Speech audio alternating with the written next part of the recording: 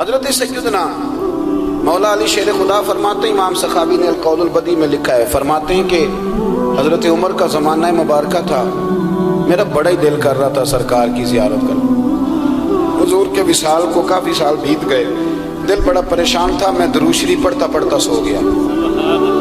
میں نے خواب دیکھی کہ اللہ کے محبوب فجر کی جماعت کرا رہے ہیں۔ چر ہویا مینوں ترلے لیندیاں، کدی موڑ میرے ول واگاں، جے خواب میری وچ ایک بار جے آویں میں ساری عمر نہ جاگاں۔ کہتے ہیں حضور نماز پڑھا رہے تھے فجر کی، 2 سورتیں سرکار نے پڑھی پر بڑا ہی مزہ آیا، بڑا ہی مزہ۔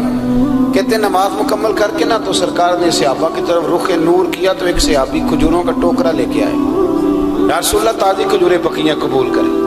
حضور نے ایک کھجور اٹھائی، صاف کی، کھائی، باقی ایک ایک صحابہ کو بانٹی۔ حضرت علی کہتے ہیں 15-16 صحابہ کے بعد میرا بھی نمبر لگا، کھجور کھائی۔ کھجور کا نہیں، دست مصطفیٰ کا بڑا مزہ تھا۔ کہتے ہیں بڑا ہی مزہ آیا۔ ابھی میں کھجور کھا ہی رہا تھا کہ مسجد نبوی میں اذان ہو گئی۔ مولا علی فرماتے ہیں آنکھ کھل گئی، اٹھ میں گیا پر کھجور کا ذائقہ میرے منہ میں ابھی بھی موجود تھا۔ اب اس پر پورا باب باندھا ہے شاہ عبدالحق الہ آبادی نے۔ وہ کہتے ہیں کہ حضور جس کو خواب میں کوئی چیز دیتے ہیں وہ حقیقت میں بھی اسے دیتے ہیں، وہ خواب میں نہیں ہوتی، وہ حقیقت میں ہوتی ہے۔ پورا باب ہے، بہرحال عنوان پہ رہنا چاہتا ہوں۔ حضرت علی فرماتے ہیں میں اٹھا، وضو کیا، سنت پڑھی، مسجد چلا گیا، جا کے صف میں بیٹھ گیا۔ عمر فاروق آئے جماعت کرانے۔ کہتے ہیں عمر نے نماز شروع کی تو مجھے جھٹکا تب لگا جب عمر نے بھی وہی صورت شروع کر دی جو خواب میں سرکار نے پہلی رکعت میں پڑھی۔ میں سمجھا اتفاق ہے، لیکن کہتے ہیں دوسرا جھٹکا جب لگا جب دوسری رکعت میں حضرت عمر نے وہ صورت پڑھی جو حضور نے خواب میں دوسری رکعت میں پڑھی تھی۔ کہتے ہیں میں اب بڑا پریشان ہوں کہ یہ بات کدھر کی کدھر جا رہی ہے۔ مولا علی شیر خدا فرماتے ہیں نماز مکمل ہوئی تو کھجوروں کا ٹوکرا بھی آ گیا۔ فرماتے ہیں اب تو میری حیرت کی حد نہ رہی، حضرت عمر نے ایک کھجور اٹھائی، صاف کی، کھائی، دوسرے صحابی کو، تیسرے کو، چوتھے کو، 15-16 صحابہ کو ملی، مجھے بھی دی۔ کہتے ہیں کھجور کھائی، مزہ بڑا آیا۔ حضور سے تو دوسری مانگنے کو دل کرتا تھا پر مانگی نہیں تھی، ادب تھا۔ عمر سے تو یرانہ تھا نا اپنا۔ ان کا رشک دیکھیں، آپس میں رشک دیکھیں، حسد نہیں، رشک۔ فرماتے ہیں یرانہ تھا نا، تو میں نے عمر سے کہا یار ذرا ایک کھجور اور دینا نا ذرا ایک کھجور۔ تو کہتے ہیں جناب عمر فاروق نے کھجور اٹھائی، صاف بھی کی، میں سمجھا ملنے لگی ہے، اٹھائی بھی، صاف بھی کی، اور دوسرے صحابی کی طرف ہاتھ بڑھایا، میری طرف دیکھ کے ہلکا سا مسکرائے، فرمانے لگے علی ایسے نہ کر، اگر رات کو نبی پاک سے دوسری لیتا تو میں بھی سویرے تجھے دوسری دے دوں۔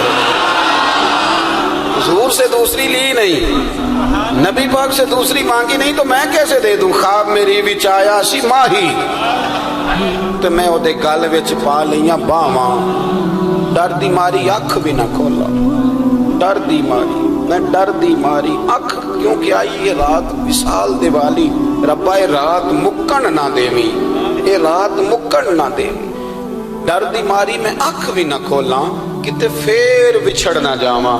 میرے رسول پاک کے غلام رشک کرتے تھے، رشک۔ حضرت علی کہتے ہیں میں رویا تو عمر بھی رو پڑے، کہنے لگے علی جو رات تجھے نواز کے گئے وہ میرے اوپر بھی کرم فرما کے گئے۔ رشک کریں، خدا را چھوڑ دیں حسد کرنا، چھوڑ دیں ایک دوسرے سے جلنا۔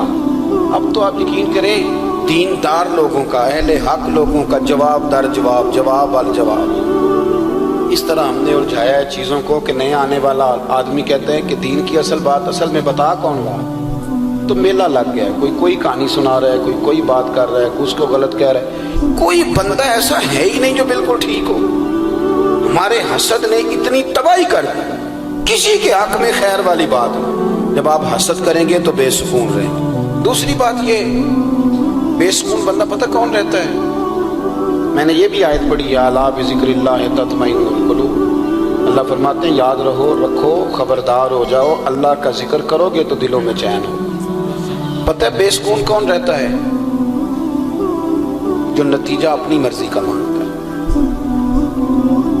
عقیدہ توحید اسلامی عقائد کی جان ہے۔ جب آپ نے کہا لا الہ الا اللہ محمد الرسول اللہ صلی اللہ علیہ وسلم۔ اس کا معنی یہ ہے کہ اب میں اپنے آپ کو نا اپنے اللہ کے حوالے کرتا ہوں۔ اب رب غریبی میں رکھے پھر بھی میں راضی ہوں، بیماری میں رکھے پھر بھی راضی ہوں، صحت میں رکھے پھر بھی، اولاد دے تو پھر بھی راضی ہوں، نہ دے تو سمجھے میری بات۔ یہ توحید ہے۔ ہم نہ ٹھیک ہونا چاہتے ہیں۔ دوست اکثر آ کے کہتے ہیں کوئی وظیفہ بتائیں، طبیعت ٹھیک نہیں رہتی تو انہیں کہتے ہیں سورہ فاتحہ پڑھو، کہتے ہیں بڑی دیر سے پڑھ رہا ہوں پر شفا نہیں ہو رہی، تو میں کہتا ہوں پھر آپ اللہ کی رضا پہ راضی ہو جائیں، پھر اللہ کی رضا پہ راضی رہنا بھی تو سیکھو نا، راضی رہنا بھی تو سیکھو۔